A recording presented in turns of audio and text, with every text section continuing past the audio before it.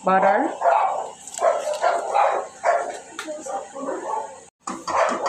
Tunawin lang ang butter. Tunawin. Okay. Once melted na ang butter, naglagay tayo ng isang kutsarang garlic.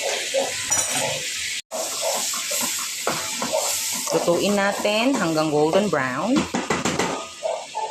And then, konting gochujang. Kasi mahilig kami sa spicy.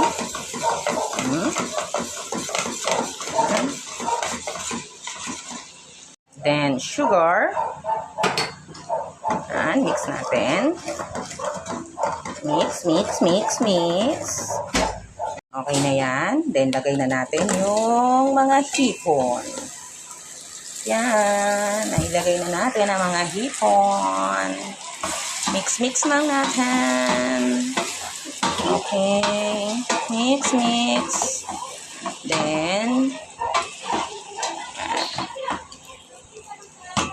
simmer natin for 5 minutes. Ayan, malapit siyang maluto. Diyos me, pasmado ang kamay ng vlogger. Pasensya na. Mga beshies, luto na siya.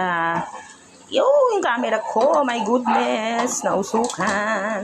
Ayan na po, maluluto na siya. Ang sarap, oh, diba? Ang sarap, nakakagutom. Buttery and spicy. Kanin na lang ang kulang. Echos, ayan, may kanin na po kami. Ang dami, ayan.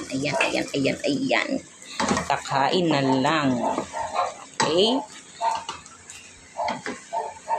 Ayan na siya. Enjoy! Subukan na natin ang ating buttered shrimp. Gutom ako. Ako, kulang yata itong kanin sa akin.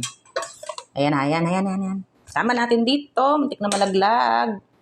Ayan. Magkukutsara pa tayo ng gold. Para kunwari mayamang kata. Ayan.